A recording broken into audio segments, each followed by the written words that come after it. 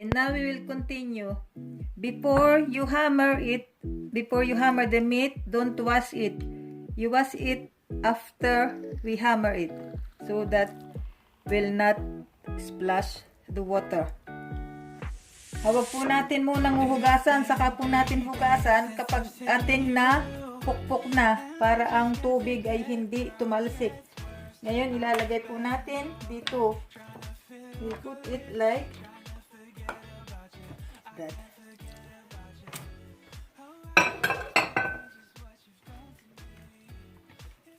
Our ingredients are salt, pepper, fondor, milk, egg, 1 or 2, we look,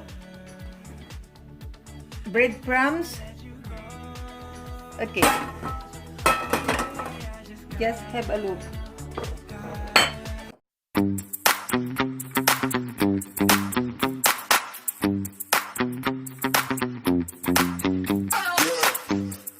Magandang araw pong muli sa inyo guys. Today we are going to make a kotelett. This kotelett. How to make breaded kotelett. Salamat pong marami sa inyong mga subscribers at mga comments and likes. Okay, and we need a plastic foil. This, like this. And this.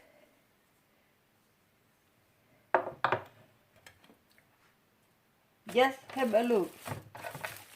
We'll show you. Just hammer it like that, so that the meat will become softened.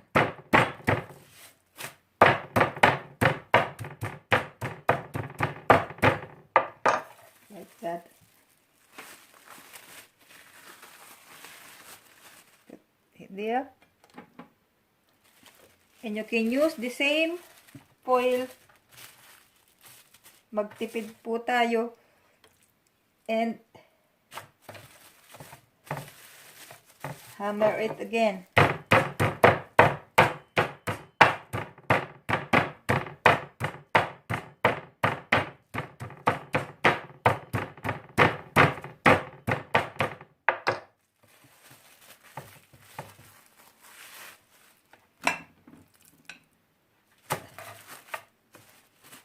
And so on.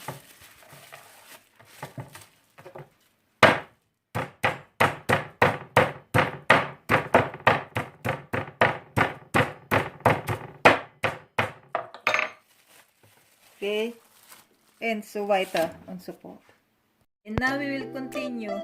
Before you hammer the meat, don't wash it. You wash it after we hammer it, so that will not splash the water. Hawag po natin munang huhugasan, saka po natin hugasan kapag ating na pukpok na, para ang tubig ay hindi tumalsik. Ngayon, ilalagay po natin dito. We put it like that.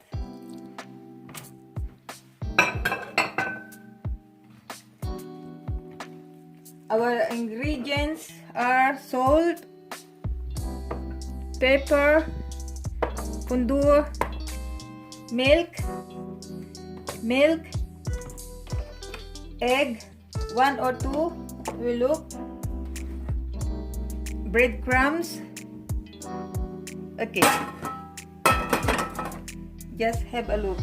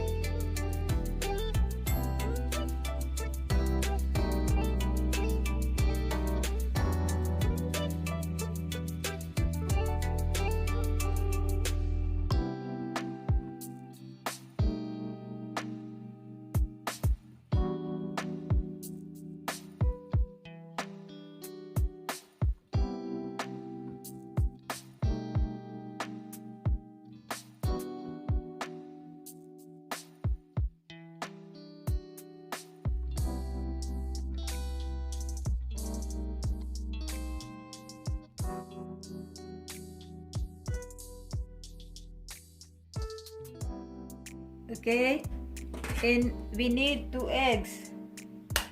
2 eggs. Let's have a look.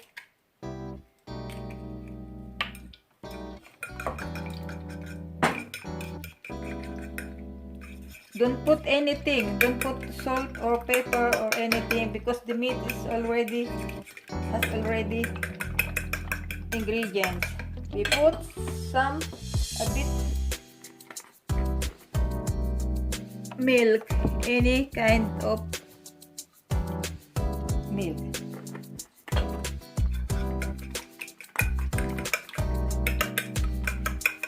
Like that.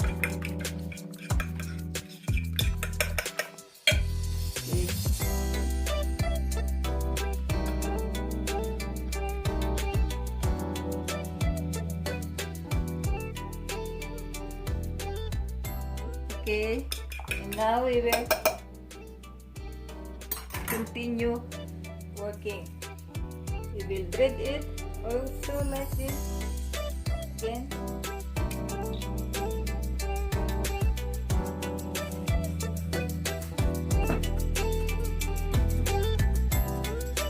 And into a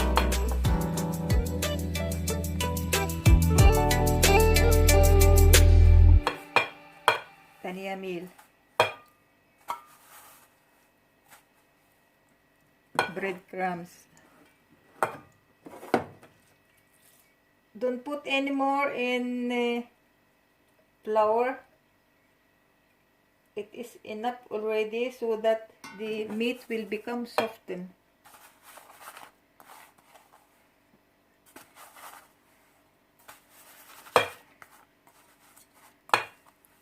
Just put and cover it.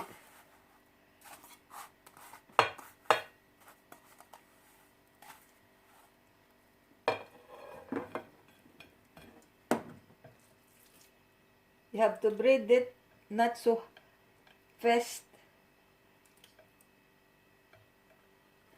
You have to put it light like that.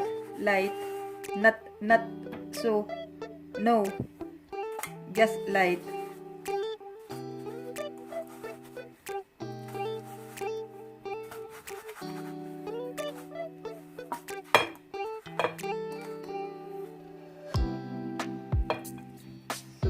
Can have a very tasty and very soft and not hard cutlet.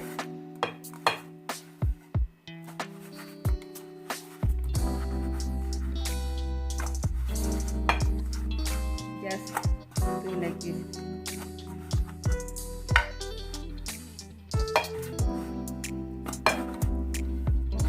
You can eat this with noodles, with rice, with everything, with bread, with potatoes, with everything.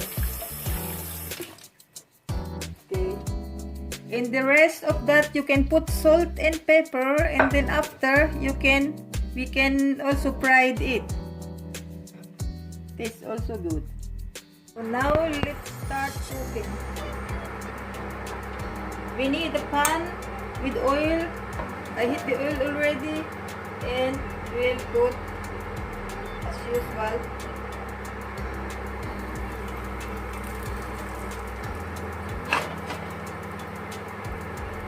the breaded kotelett.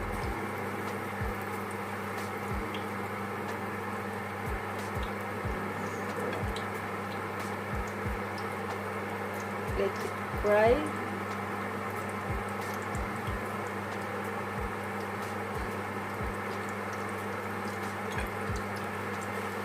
And it is easy to make, easy to cook, and it tastes delicious. Also one of the favorite here. This kotelett one like this, when I have still my fast food, like that kotelett cost €3. Only that, without anything. plus chips, then is 5 euro. 5 euro 50 something.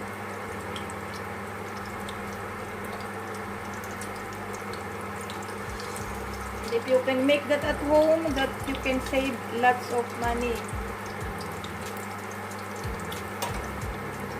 Just let it cook. Now if you can see, the meat is already red like this, and it is not little bit pale already. You can turn it off like this, but don't turn too often. You just let it like that and make it little bit brown in the side, and that's all. Don't turn many times, so that the meat will become tender and soft and not hard. That is the technique. Okay.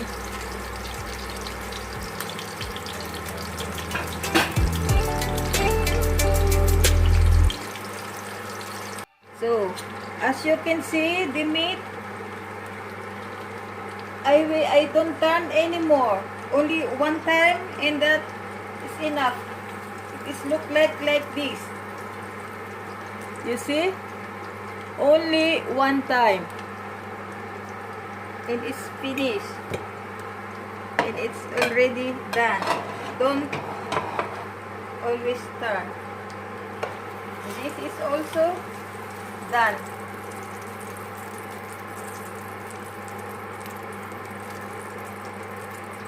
And we will put the next one.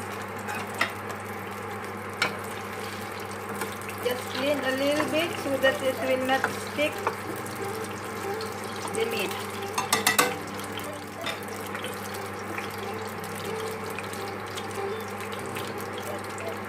Always in the middle heat. Just put slowly. Okay. And let it fry. Then turn on again. Second one.